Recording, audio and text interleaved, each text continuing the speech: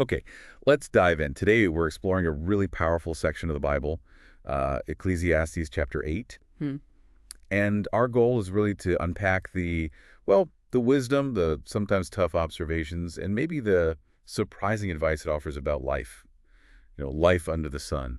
Yeah, it jumps right into some big themes: authority, justice, or the lack of it sometimes, and how we find meaning when things feel, well, out of our control. Definitely. So where does it start? Well, right away it connects wisdom to like your actual presence. It says wisdom brightens your face, helps you explain things. Oh, okay, so it's practical. It changes how you appear, how you understand. Exactly. It's not just theory. Right. But then, boom, it shifts. To what? Authority.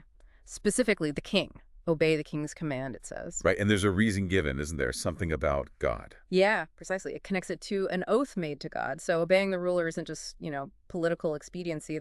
There's a spiritual dimension. Hmm. Okay. And it gets pretty specific about how to act around this authority figure.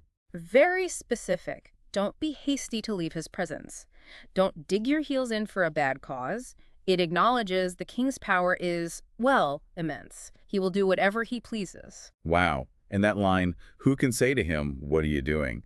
That really paints a picture of almost unchecked power on earth. It does, but there's a little nuance too. It suggests obeying avoids harm, and a wise person knows the proper time and procedure. So there's a way to navigate it wisely, Yeah. even if the power is immense. Seems so. But almost in the same breath, it throws in a curveball. It says, yeah, there's a time for everything, but a man's misery weighs heavily upon him. So wisdom helps with timing, but it doesn't just erase life's difficulties. The misery is still there. Exactly. It's not a magic wand, and that leads straight into the limits of our control. Big time. What kind of limits? Fundamental ones. You can't control the wind. You have zero power over the day you die. It uses this stark image. No discharge in time of war. You're stuck. No escape from certain realities. Right. And another powerful point. Wickedness will not release those who practice it. Doing wrong doesn't actually set you free. It traps you. Okay, so that sets a kind of serious backdrop. And then the author looks around under the sun and observes things. Yes, and this is where it gets really blunt. Observing things that are called explicitly meaningless. Like what? Like seeing wicked people get buried, like, with respect, even praised. People who are associated with the holy place, it feels completely backward. Yeah, that jars, definitely. And it connects that to delayed justice. When punishment for wrongdoing doesn't happen quickly, it says people's hearts get filled with schemes to do more wrong. So slow justice actually encourages bad behavior. That's the observation here. And the frustrating reality that, someone commits 100 crimes and still lives a long life. Things don't always balance out quickly or maybe ever in the way we expect. And isn't there a specific example of meaninglessness that's really stark? Oh, yes. The core one, maybe. Seeing righteous people get what the wicked deserve, and wicked people get what the righteous deserve. That total reversal. Mm. Good people suffering, bad people thriving. That specific situation, the text labels meaningless. It's just this raw observation of unfairness. No sugarcoating. Okay, wow. It paints a pretty bleak picture in some ways. But does it stay there? No, and this is crucial. There's a contrast. It still asserts that it will go better with God-fearing men, those who show reverence. So there is a benefit to fearing God despite the observed chaos. It seems so, but again, it's nuanced. It doesn't promise a long life, necessarily. In fact, it suggests the wicked's days aren't lengthened like a shadow because they don't fear God. It's complex, not a simple transaction. So you've got this mix. Obey authority, know your limits, see injustice, feel the misery, but also fear God.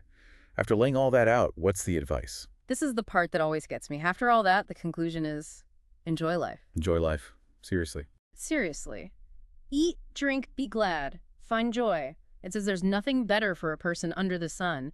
And importantly, that joy should accompany your work, your labor. How do you get from the meaninglessness and injustice to that, to finding joy?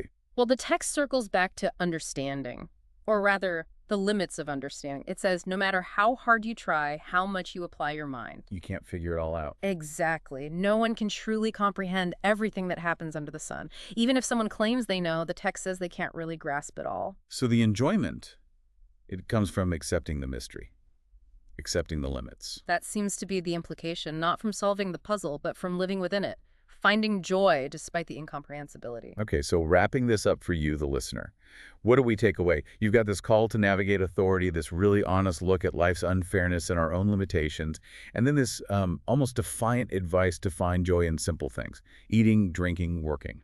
Right.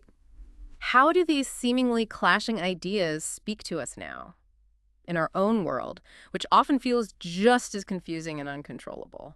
It forces you to think, doesn't it, about what control you expect versus what you actually have. Maybe the wisdom isn't in having all the answers, but in how you live with the questions. So here's the final thought for you. Given everything Ecclesiastes 8 observes, the unfairness, the limits, the sheer unpredictability, what does it really mean for you to enjoy life?